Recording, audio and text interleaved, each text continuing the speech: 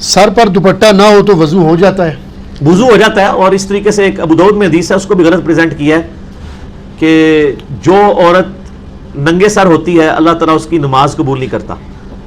وہ کسی نے نا اس کو اس حوالے سے پریزنٹ کر دیا ہے کہ جو عورت یعنی پردہ نہیں کرتی, عام حالت میں ننگے سر پھرتی ہے, وہ نماز پڑھے بھی تو قبول نہیں ہوتی. وہ یہ نہیں ہے. نماز کی حالت میں جس طرح مرد کے لیے ناف سے لے کے گھٹنوں کے نیچے تک سطر ہے نا, عورت کے لیے سر کا ڈھانپنا نماز پڑھنے کے دوران یہ فرض ہے. ویسے تو الگ سے بھی ہے, لیکن یہ مطلب نہیں ہے کہ جو الگ سے ننگے سر پھرتی ہے اور وہ جب دوپٹہ بھی پہن لے تب بھی اس کی نماز قبول نہیں ہوگی. ایسا نہیں ہے.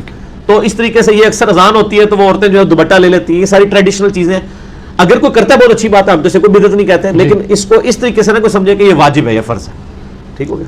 ٹھیک, جزاک اللہ. علی بھی اگلا سوال ہے, کیا بغیر دوپٹہ کے وضو ہو جاتا ہے جبکہ گھر میں کوئی نامحرم بھی موجود نہیں ہے؟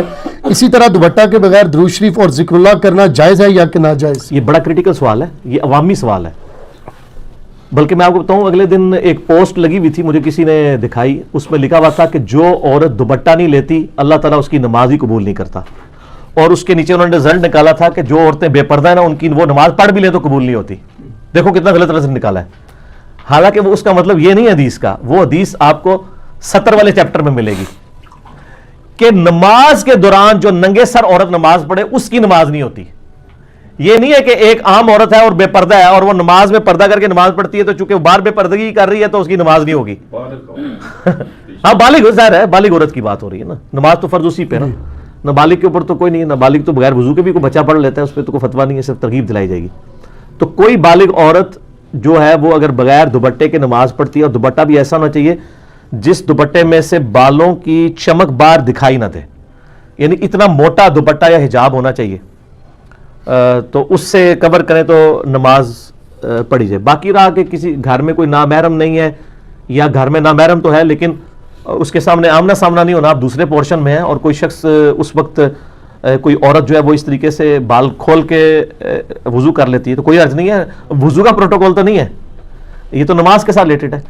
اور میں نے یہ بھی بتایا تھا کہ صحیح بخاری مسلم میں حدیث ہے کہ نبی علیہ السلام پگڑی کے اوپر بھی مسح کر لیتے تھے. اور اس کے تحت میں نے یہ بھی بتایا تھا جو عورت ایک دفعہ وضو کر کے حجاب پہن لے اور پھر بعد میں وہ حجاب اتارے نہ, تو جتنی دیر تک حجاب پہن کے رکھی ہے اس دوران اس کو حجاب اتار کے سر کا مسح کرنے کی ضرورت نہیں, اس کے اوپر سے بھی کر سکتی ہے, جیسے کہ جرابوں اور موزوں پہ مسح ہو سکتا ہے. پگڑی کے اوپر یہ قیاس کیا.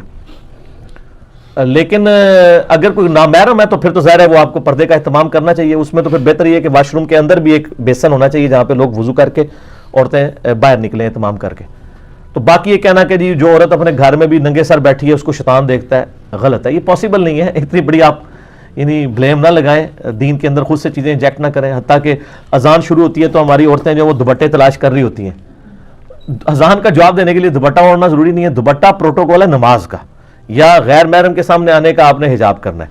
اکیلے بیٹھے ہیں, آپ کی فرینکنس سے لائف گزاریں, کیوں اپنے آپ کو مطلب مصیبت میں ڈالتے ہیں. رہا یہ چکر کے دوپٹہ ذکر کے لیے ضروری ہے یا درود شریف پڑھنے کے لیے, سر دوپٹہ تو بہت چھوٹی چیز ہے. اگر کوئی شخص بغیر وضو کے بیٹھا ہے وہ بھی اللہ کا ذکر اور درود شریف کر سکتا ہے, اور یہ بھی چھوٹی چیز ہے. اگر کسی شخص کے اوپر غسل فرض ہے وہ بھی اللہ کا ذکر اور درود شریف پڑھ سکتا ہے حالت جنابت میں. صحیح مسلم میں حدیث ہے, جنابت والے چیپٹر میں اما عائشہ سے پوچھا گیا کہ نبی علیہ السلام جو ہے وہ کیا اس حالت میں بھی اللہ کا ذکر کرتے تھے؟ انہوں نے کہا نبی علیہ السلام ہر حال میں اللہ کا ذکر کیا کرتے تھے, چاہے آپ جنبی بھی ہوں. اور جامعہ ترمذی میں حضرت علی رضی اللہ تعالیٰ عنہ علیہ السلام سے روایت ہے کہ مولا علی کہتے ہیں کہ نبی علیہ السلام کو حالت جنابت کے علاوہ کوئی اور حالت قرآن پڑھنے سے مانے نہیں ہوتی تھی. آپ جنابت کی حالت میں قرآن نہیں پڑھتے تھے اور باقی ہر حالت میں قرآن پڑھ لیتے تھے, یعنی بغیر وضو کے بھی پڑھ لیتے تھے. اور اس سے یہ بھی پتہ چلا کہ حالت جنابت میں صرف قرآن کی ممانعت ہے, باقی چیزوں کی ممانعت ہی کوئی نہیں ہے, کیونکہ انہوں نے قرآن کا ذکر کیا.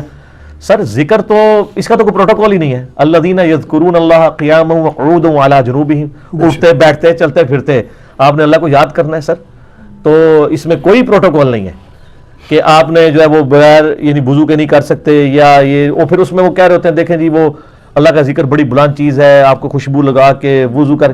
سر یہ ساری چیزیں آپ نے, اور اس میں عرض کر دوں جی سر سب سے گرم ذکر ہے جو لا الہ الا اللہ, جی آپ نے بتایا ہوا نا سر, ہم آپ کو بتاتے ہیں. سب سے جلالی ذکر کون سا ہے؟ لا الہ الا انت سبحانک انی کنت من الظالمین. تو سر یہ کسی عطر فروش کی دکان پہ پڑا گیا تھا ذکر؟ کہاں پڑا گیا تھا؟ مچھلی کے پیٹ. مچھلی کے پیٹ میں خوشبو ہوتی ہے. سب سے زیادہ تعفن, سب سے زیادہ بدبو کہاں ہوتی ہے؟ میدے میں، وہیں سے نکلتی ہے نا. تو سر سب سے زیادہ گرم ذکر جس کو آپ اگربتیاں جلا جلا کے